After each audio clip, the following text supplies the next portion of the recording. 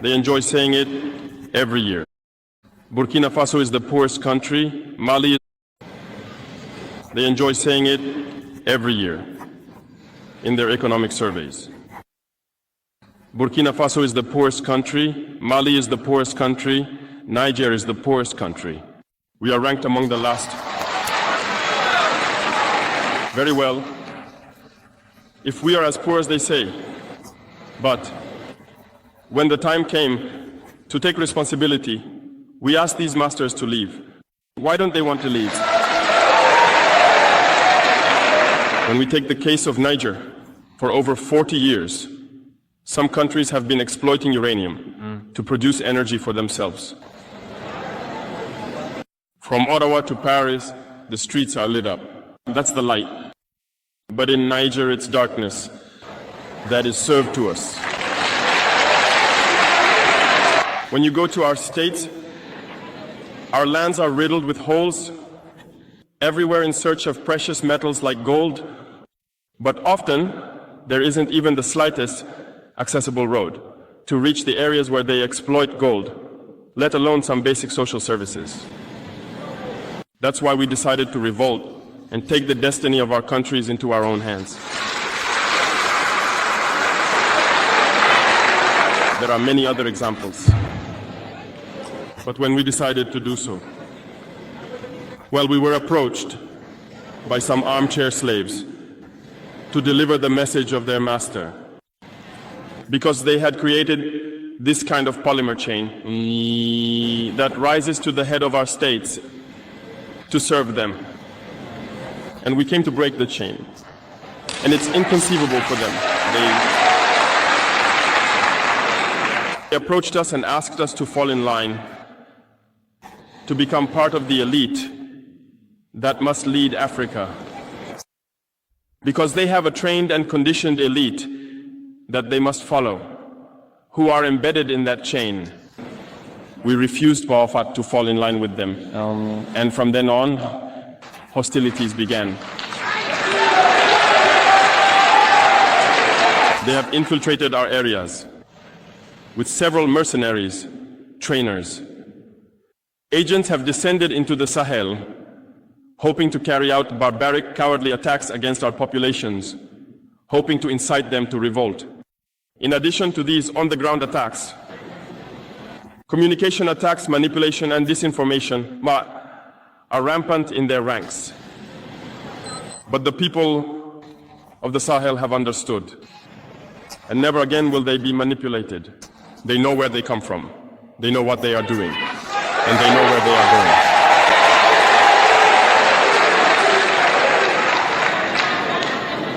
We will no longer allow this. People are awake and fighting today, not for ourselves, but for future generations.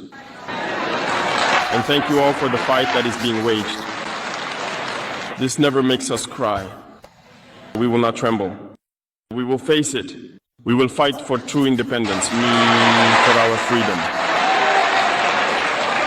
Because to scare the people of AS, these individuals only have 3 terms in their mouths: democracy, freedom, human rights. Of course, their local lackeys are only elected in a democratic, free and transparent process, according to them, their values. What could be more normal? That they want to impose this on us, because they are the ones who set the rules.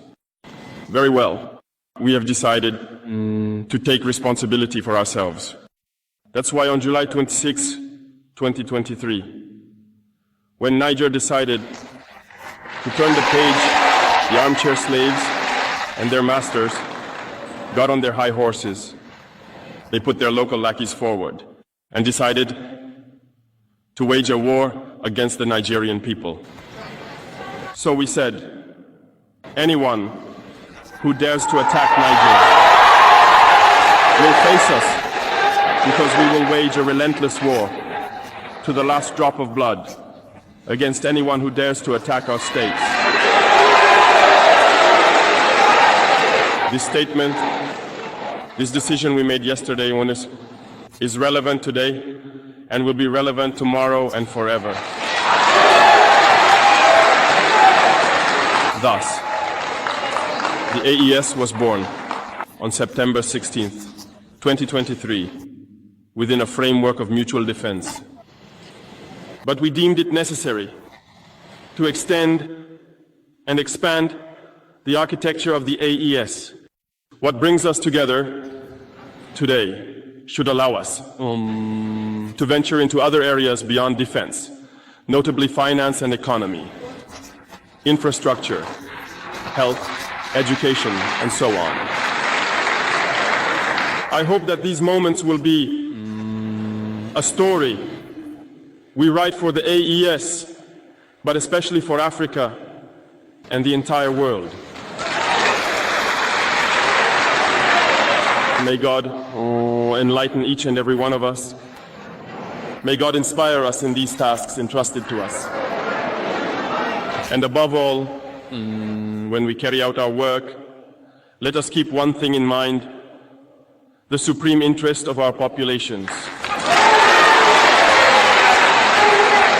With that, we pray once again to the good Lord to accompany us all in our various tasks, to protect our fighters, who, thanks to them, allow us to sit here and discuss the future of our states.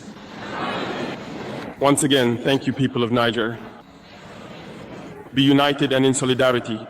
People of the AES, the homeland or death.